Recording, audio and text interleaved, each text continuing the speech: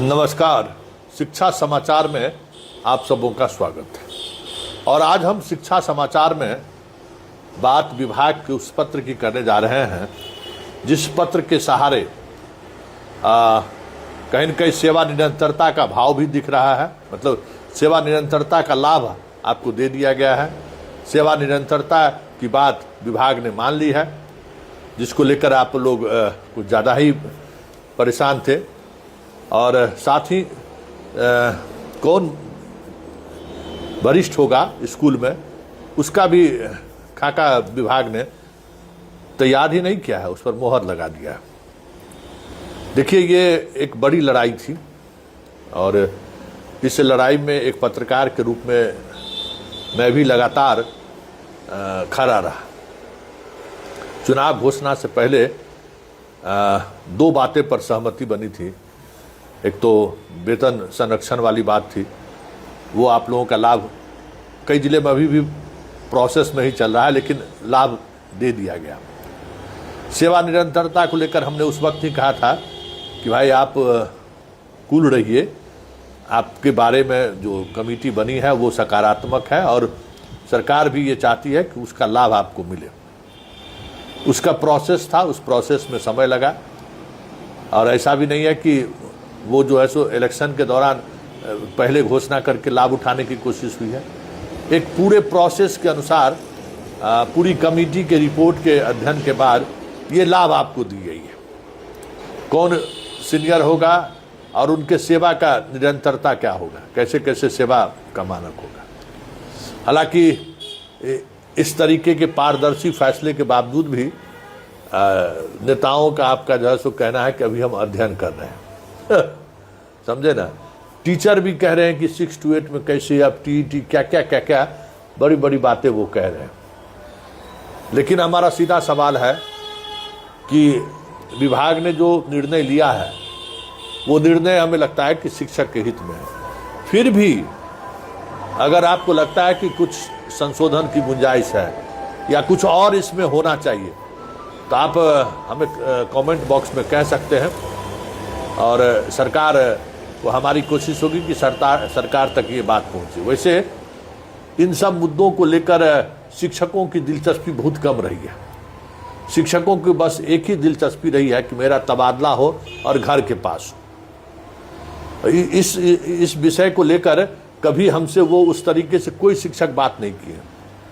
और जिस दिन ये सरकार का आदेश हुआ था मुख्यमंत्री सचिवालय से कि आपको वेतन निरंतरता का लाभ दे दिया जाए, तो आप ही के संगठन के लोग, बहुत सारे शिक्षकों का भी ये प्रतिक्रिया था। और इसमें नया क्या है, तो देना ही था।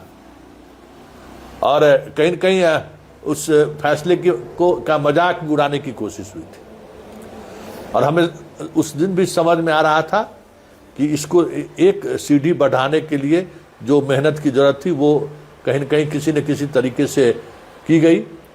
सरकार बात को माना है और उसका लाभ भी मिलेगा। सेवा निरंतरता को लेकर अब तो कोई कन्फ्यूजन नहीं होना चाहिए।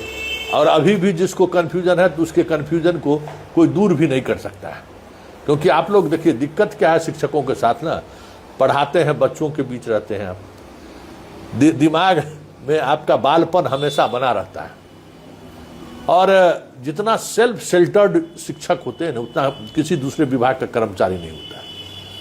मतलब गजब का सेल्फ सेंटर्ड, बस हमसे मतलब है, मुझसे मतलब है और दुनिया किसी से मतलब नहीं। सब लोग हल्ला कर रहे थे कि भाई जो जिनको मेरिट था वो मेरिट को लोग कोई तवज्जो नहीं दी जा रही है। जिसके पास मेरिट नहीं था, दूर ट्रांसफ़र हुआ, वो घर आ गया, हम लोग लड़ ही रहे। कहे खबर बना दीजिए, खबर बना दिए। उस खबर को लोगों ने कोई महत्व नहीं दिया। अरे विभाग तब महत्व देता है ना जब उस खबर को लोग देखते हैं, खबर की चर्चा होती है।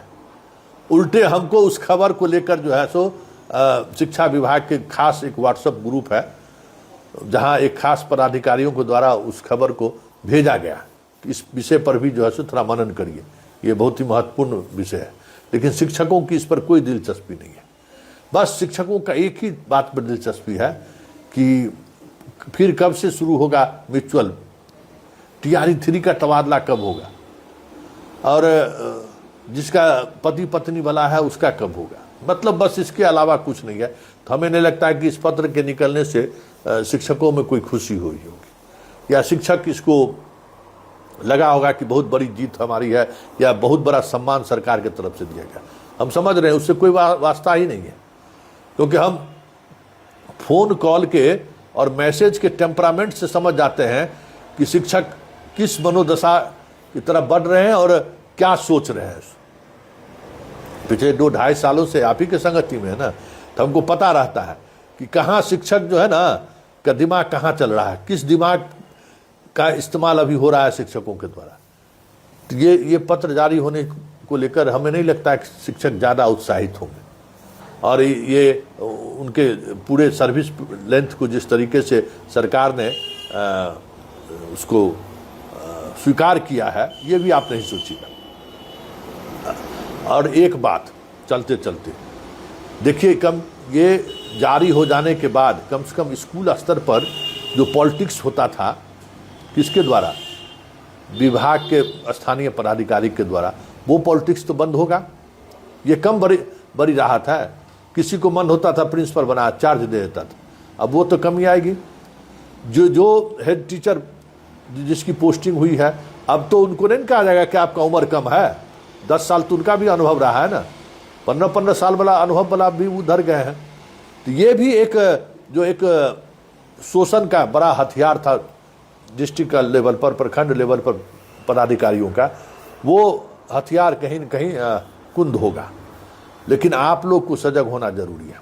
अब एरियर के साथ पेमेंट करने के लिए कहा है, तब विभाग जैसे एरियर रख लेगा तो आप और बाकी पेमेंट करेगा, जो पैसा देगा घूस उसको एरियर पेमेंट कर देगा। तो ये आपको अपने स्तर पर अपना जो संगठन है ना, उस संगठन को मजबूत करिए।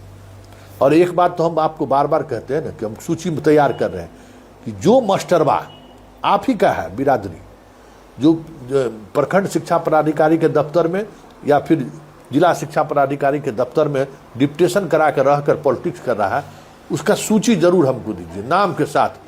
और कोशिश करिए कि किसी न किसी स्तर पर ऐसे लोगों को एक्सपोज करिए, उसका लाभ आपको मिलेगा। समझ गए ना, ये बात आप सोच लीजिए, इसका लाभ आपको मिलेगा। इसलिए इस तरीके के जितना शिक्षक जो दिमाग देता है इन अधिकारियों का, उसका हिसाब किताब करना जरूरी है। और ये जो पत्र जारी हुआ है, इस पत्र पर 100% स्थानीय पदाधिकारी खरे उतरे, इसकी भी कोशिश करिए कि कहीं किसी भी स्तर पर अगर आपके साथ ज्यादती हो रही है तो आवाज उठाइए, डरिए मत। आप लोगों की कमजोरी है बस घर के पास हमारा पोस्टिंग हो जाए, हम खुश हो जाए, तो इस कमजोरी का लाभ शिक्षा विभाग लेता है।